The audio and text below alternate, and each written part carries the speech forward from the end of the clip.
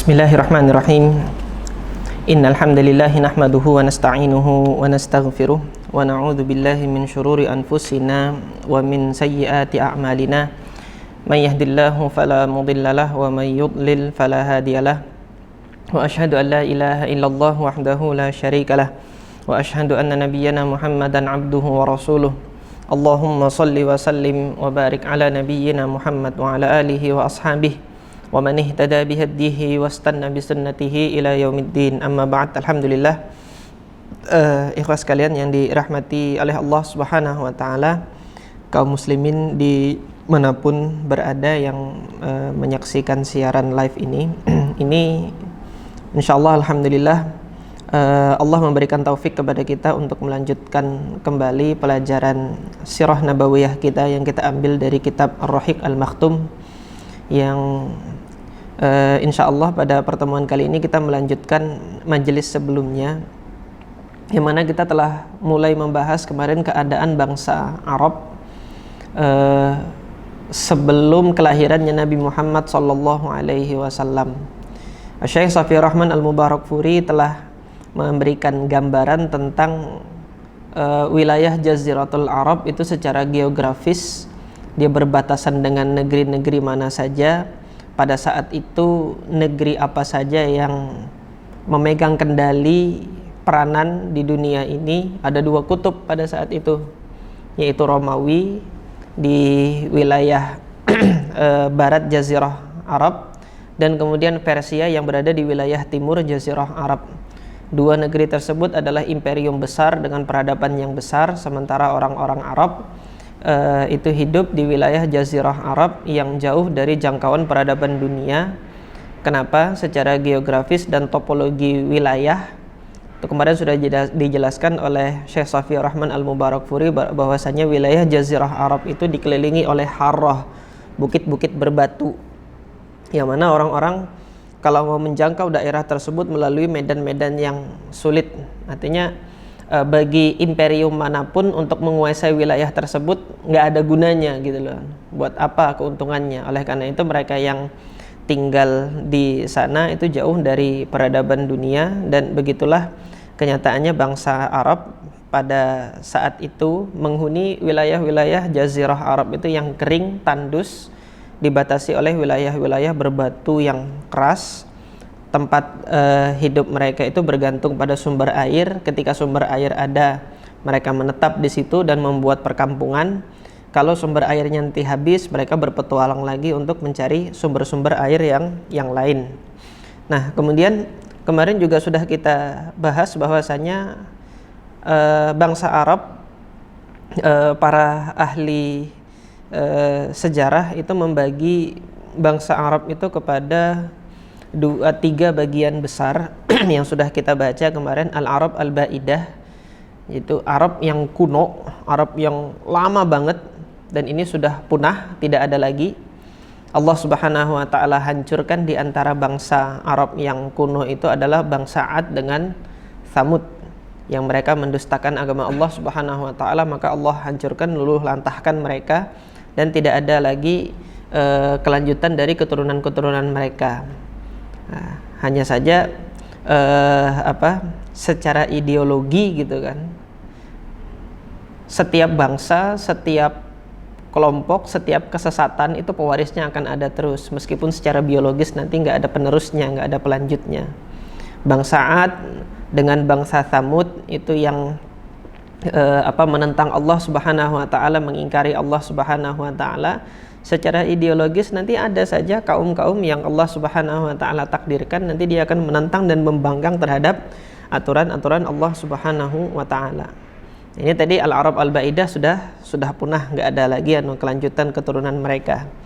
Kemudian bagian kedua dari bangsa Arab yaitu Al-Arab Al-Aribah, yang kemudian dikenal dengan Al-Arab Al-Qahtaniyah, yang asalnya itu dari wilayah Yaman. Nanti akan dijelaskan rinciannya oleh Syekh Shafiyur Rahman Al-Mubarakfuri di sini, yaitu Al-Arab Al-Aribah. Adapun kemudian Al-Arab Al-Musta'ribah, Musta'ribah ini nanti karena dia ada percampuran pernikahan dengan bangsa yang selain penghuni Jazirah Arab pada saat itu, Ya, yang mana tidak lain Al-Arab Al-Musta'ribah ini adalah keturunannya Nabi Ibrahim alaihi salatu wassalam. Jadi Nabi Ibrahim alaihi salatu wassalam, beliau itu bukan penghuni wilayah Jazirah Arab, tapi beliau berasal dari wilayah Irak. Waktu itu negerinya dinamakan negeri Ar, nanti akan diceritakan di sini. Kemudian menikah dengan salah seorang wanita yang berkebangsaan Mesir, yaitu Sayyidah Hajar. Nanti akan diceritakan juga pertemuannya dengan Sayyidah Hajar. Kemudian pernikahan mereka itu lahir putra bernama Ismail. Nanti Nabi Ismail inilah yang menikahi wanita-wanita dari suku Jurhum, salah satu bagian dari Arab yang ada pada saat itu. Pernikahan dari Nabi Ismail ini nanti kemudian melanjutkan keturunan-keturunan bangsa Arab. Oleh karena itu bangsa Arabnya disebut Musta'ribah. Ya, artinya di sana di dalam darah keturunannya itu sudah ada percampuran dari Nabi Ibrahim yang dari Irak, kemudian Sayyidah Hajar yang dari Mesir, kemudian dengan orang-orang Jurhum yang memang penghuni wilayah Jazirah Arab. Nah, pertama kali yang akan beliau jelaskan di sini perincian tentang persebaran bangsa Arab Al-Aribah atau yang disebut dengan Arab Qahtaniyah, karena merupakan keturunan dari Ya'rub ibn Yashjub ibn Qahtan, disebut dengan Arab Qahtaniyah. Syekh Shafiyur Rahman Al-Mubarakfuri rahimahullah menyatakan di sini secara ringkas, menjelaskan secara ringkas bahwasanya Al-Arab Al-Aribah atau yang disebut dengan Al-Arab Qahtaniyah ini tadi secara umum terbagi menjadi dua qabilah besar yang terkenal. Ada dua qabilah besar yang terkenal, yaitu qabilah Himyar bilha, qabilah Himyar, kemudian qabilah Kuhlan. Dari qabilah Himyar ini dikenal sub-sub qabilah yang nanti akan menjadi pecahan dari qabilah Himyar itu, diantaranya qabilah Qudo'ah dan qabilah Sakasik. Kemudian adapun qabilah Kuhlan ini nanti yang paling banyak persebarannya di wilayah Jazirah Arab, karena mereka yang mana tadi sudah disebutkan qabilah Qahtan itu asalnya dari Yaman, wilayah selatan Jazirah Arab gitu kan. Yang nanti lebih banyak menetap di wilayah Yaman itu adalah qabilah Himyar. Sementara nanti qabilah Kuhlan ini banyak melakukan hijrah, perpindahan tempat ke wilayah utara maupun ke wilayah timur di Jazirah Arab. Nah, di antara yang paling terkenal dari qabilah Kuhlan ini yaitu sub qabilah atau Batan Hamadan, Anmar, Toy. Kemudian di dalamnya juga termasuk qabilah Aus dengan Khazraj yang nanti akan menetap di wilayah Yathrib, yang mana qabilah Aus dengan Khazraj ini juga masih masuk sub qabilah Bani Azdi atau qabilah Al-Azd. Nah, nanti insya Allah ada beberapa faedah yang akan kami sampaikan di sini berkenaan dengan qabilah Al-Azd. Secara umum Syekh Shafiyur Rahman Al-Mubarakfuri di sini menyebutkan bahwasanya Butunu Kuhlan, pecahan subqabilah dari qabilah Kuhlan tadi itu, mereka yang banyak melakukan hijrah, perpindahan dari wilayah Yaman.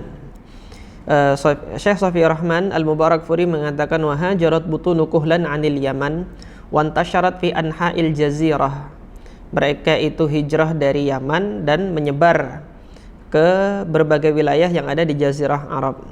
Yuqal kanat hijratu mu'dhamihim qubaila sailil aram. Ada sumber sejarah yang menyatakan bahwasanya hijrah mereka itu sebelum peristiwa banjir besar yang terjadi di bendungan di bendungan Yaman pada saat itu, yang disebut dengan peristiwa Sailul Aram. Ini banjir besar, pecahnya bendungan tersebut menjadikan sebagian besar penduduk di wilayah qabilah di wilayah Yaman itu hijrah. Nah, ada yang menyatakan bahwasanya qabilah Kuhlan ini sudah hijrah menyebar itu sebelum terjadinya peristiwa banjir besar. Nah, apa sebabnya? Informasi yang sampai kepada kita melalui penuturan para sejarawan menyatakan bahwasanya hijrah mereka itu karena tekanan dari bangsa-bangsa Romawi. Jadi jalur perdagangan mereka pada saat itu di Yaman itu berdagang dengan orang-orang Mesir. Nah, wilayah Mesir itu dalam sejarah dunia kan pada akhirnya nanti dikuasai oleh Romawi.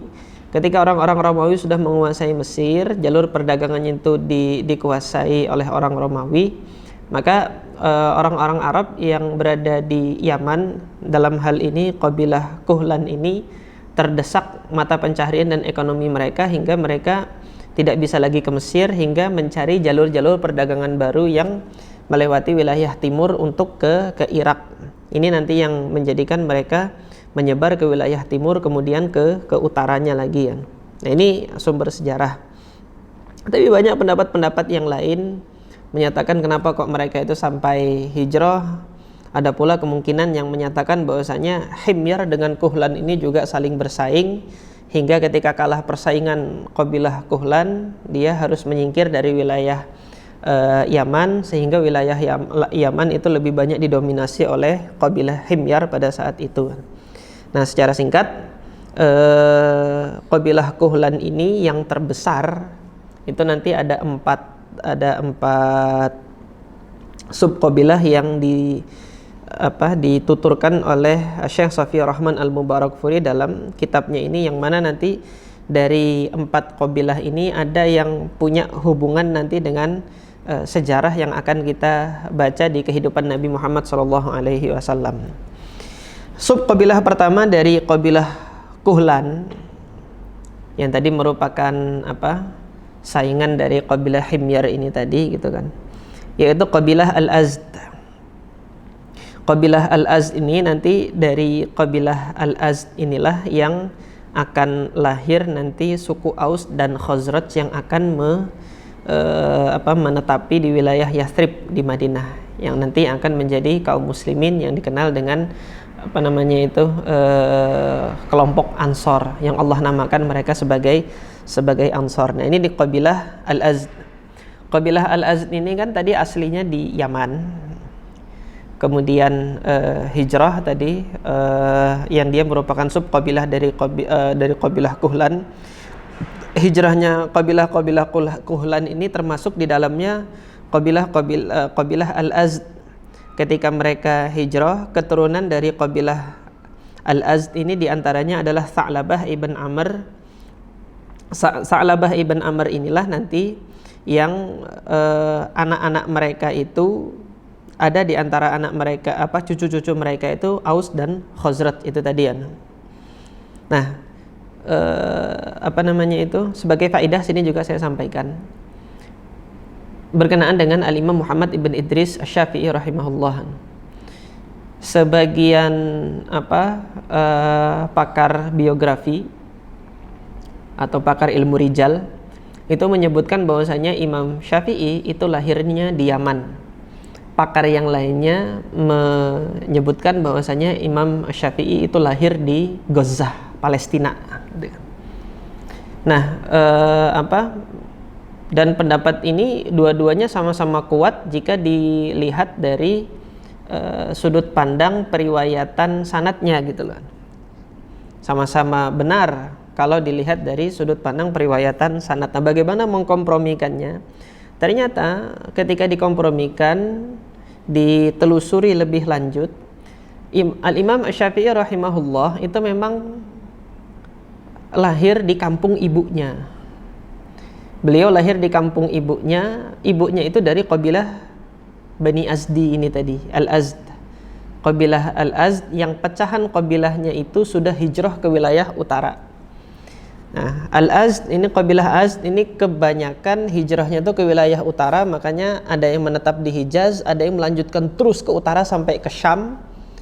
Syam nanti terus melanjutkan lagi sampai ke wilayah tepinya masuk ke Palestina. Nah, di sini sebagian subkabilah Bani Azdi gitu, Al-Azd, ada yang bermukim di situ, dan disitulah kemudian ibunya Al-Imam Asy-Syafi'i. Adapun ayahnya Imam Asy-Syafi'i bukan dari kabilah Bani Azdi, karena ayahnya Imam Syafi'i Quraisy, dari kabilah Quraisy. Nah, ketika menikah dengan ibunya Imam Asy-Syafi'i yang dari Bani Azdi itu, kampungnya di Palestina itu adalah kampungnya Bani Azdi. Nah, Bani Azdi, kabilah Al-Azd ini kan kabilah yang dari Yaman.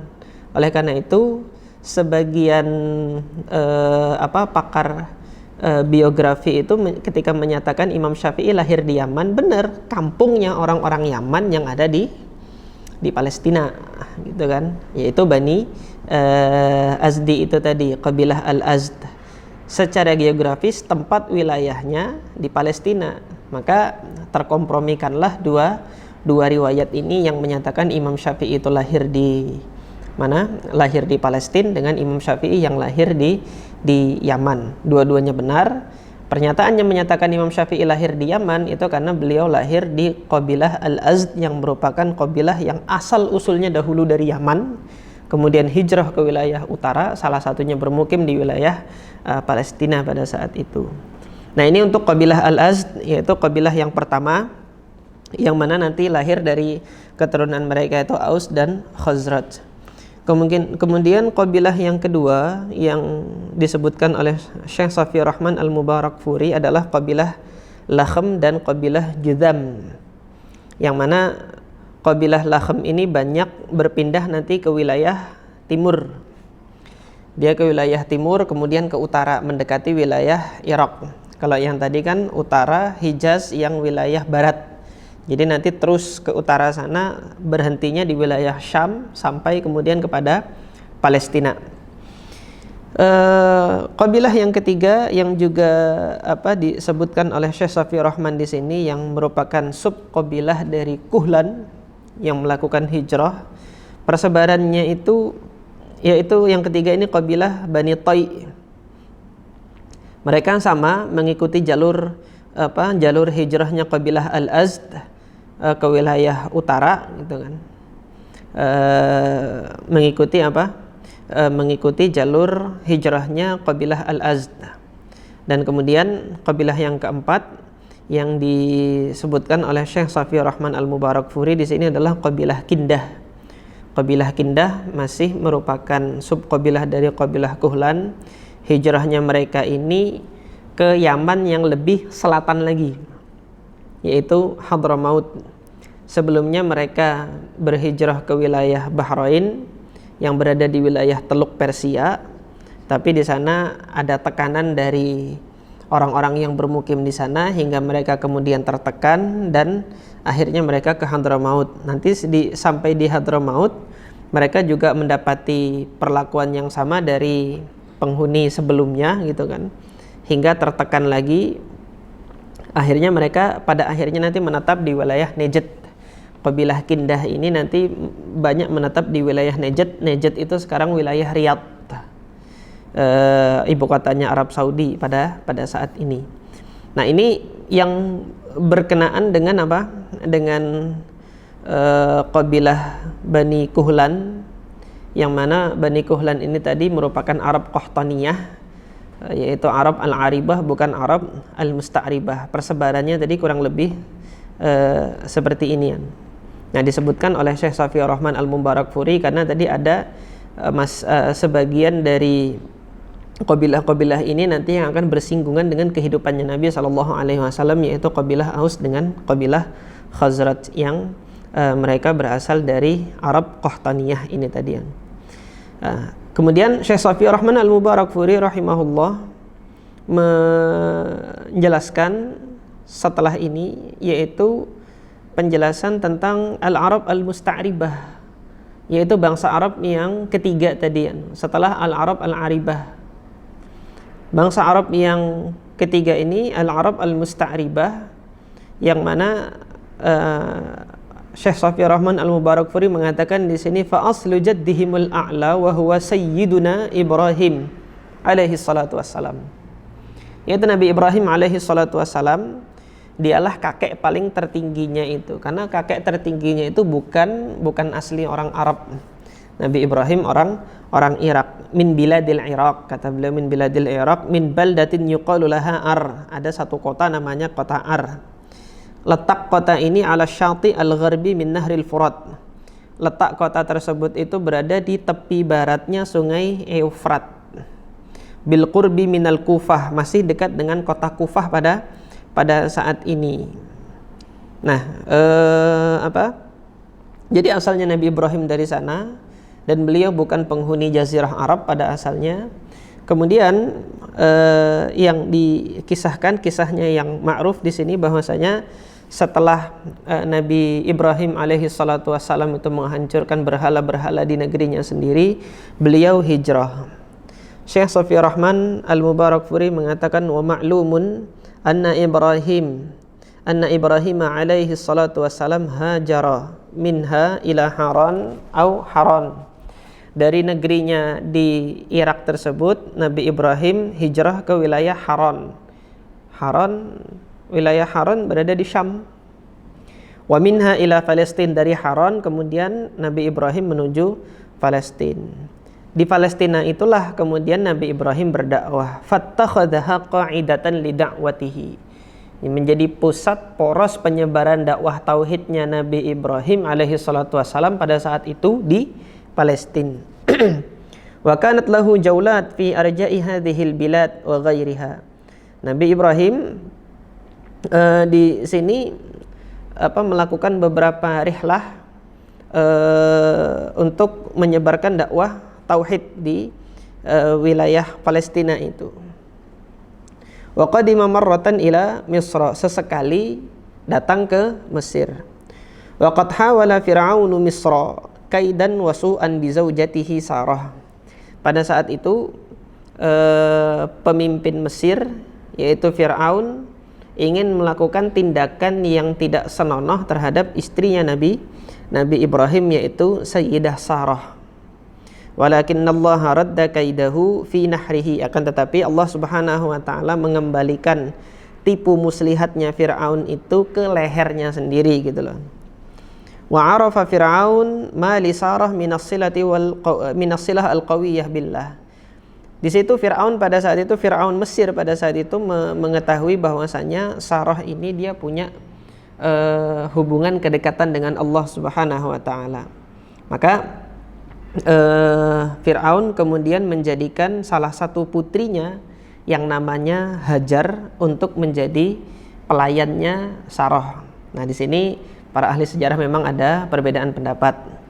Syekh Safi Rahman Al-Mubarakfuri di sini menyampaikan memang para ahli sejarah ada perbedaan pendapat apakah Hajar ini asalnya memang budak atau dia adalah putri Fir'aun. Putri Fir'aun yang kemudian dihadiahkan sebagai pelayan kepada Sarah gitu. Bukan dihadiahkan sebagai budak gitu loh. Nah, ini ada perbedaan pendapat. Nah, berdasarkan bukti-bukti yang menurut Syekh Safi Rahman itu kuat, beliau lebih cenderung kepada pendapat bahwasanya Sayyidah Hajar, ibunya Nabi Ismail itu dia bukan budak. Nah, kisah yang lebih lanjutnya sebenarnya ada di dalam Sahih Al-Bukhari, yang mana Syekh Safi Rahman Al-Mubarakfuri tidak membawakan kisahnya itu di kitab ini, di Ar-Rahiq Al-Makhtum ini. Nah, jadi teman-teman mungkin kita bisa baca langsung di dalam Sahih Al-Bukhari rahimahullah kisahnya bagaimana Fir'aun itu kemudian menghadiahkan Hajar ini kepada sebagai khadim, sebagai pelayan kepada Sarah ini. Al-Imam Al-Bukhari rahimahullah meriwayatkan di dalam sahihnya dari Abu Hurairah radhiyallahu taala anhu bahwasanya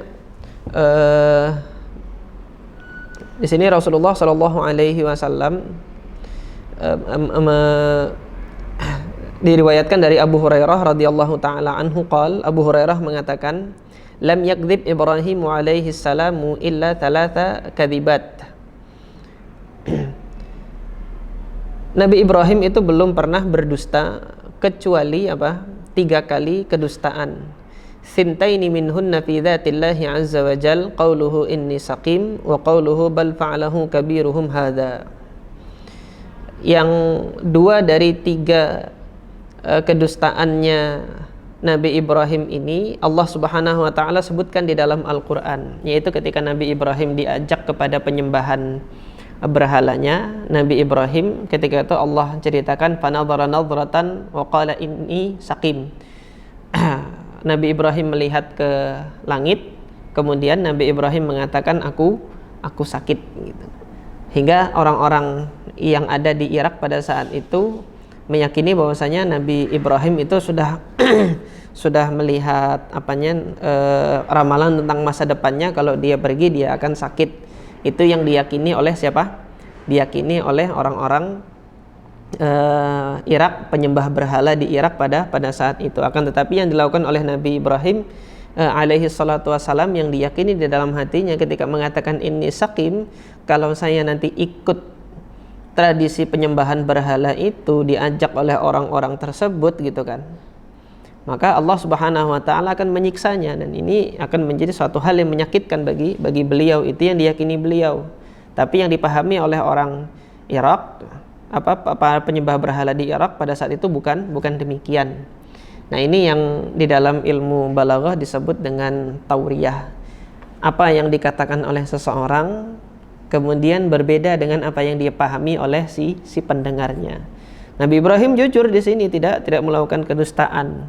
Tetapi nampaknya ini nampak sebagai suatu kedustaan. Wa qauluhu bal fa'alahu kabiruhum hadza. Kemudian yang kedua, Nabi Ibrahim ketika ditanya siapa yang menghancurkan berhala ini ya, maka Nabi Ibrahim mengatakan bal fa'alahu kabiruhum hadza. Yang melakukan adalah yang paling besar itu gitu. Tapi di sini sekali lagi Nabi Ibrahim tidak berdusta. Di kelanjutan ayatnya Nabi Ibrahim mengatakan fas'aluhu. Udah tanya sama yang paling gede itu gitu loh. Kalau memang yang paling gede itu bisa ngomong, tanyain aja gitu loh.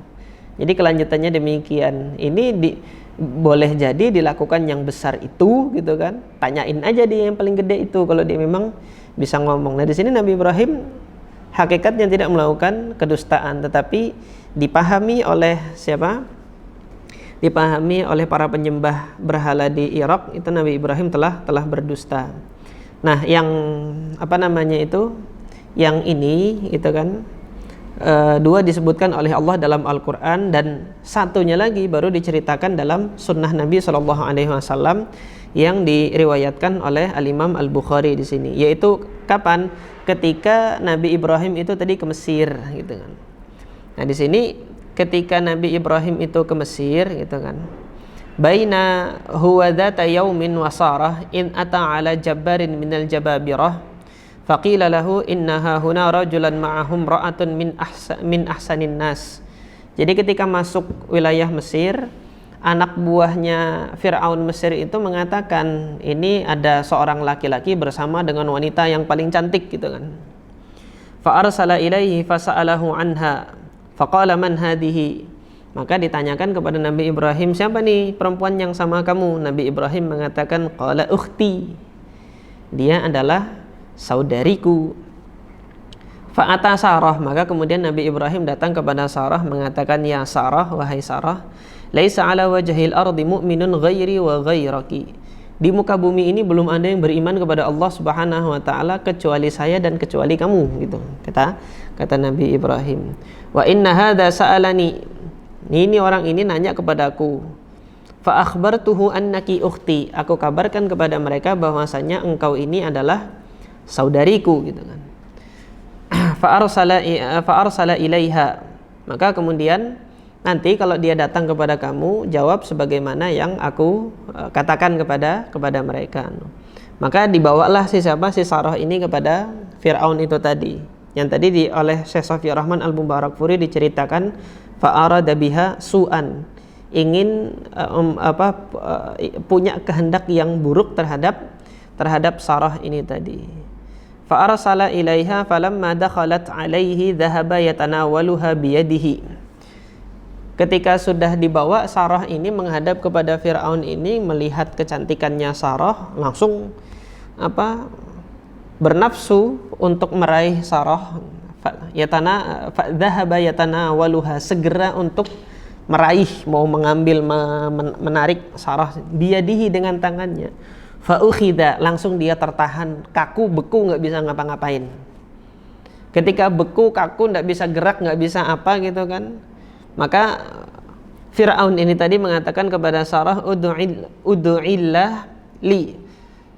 doakan kepada Allah Tuhanmu itu gitu kan, untukku, wala adurruki, saya janji nggak akan membuat kamu celaka kalau kamu mendoakan kepada Tuhanmu itu yang didakwahkan kepada oleh saudaramu Ibrahim itu gitu kan. Tolong doakan kepada Allah. Fada'atillah fa'utliqa, doa kepada Allah baru kemudian lepas. Sudah lepas bisa gerak lagi, mau ditarik lagi, mau diperkosa lagi siapa? Sarah ini, maka berdoa lagi.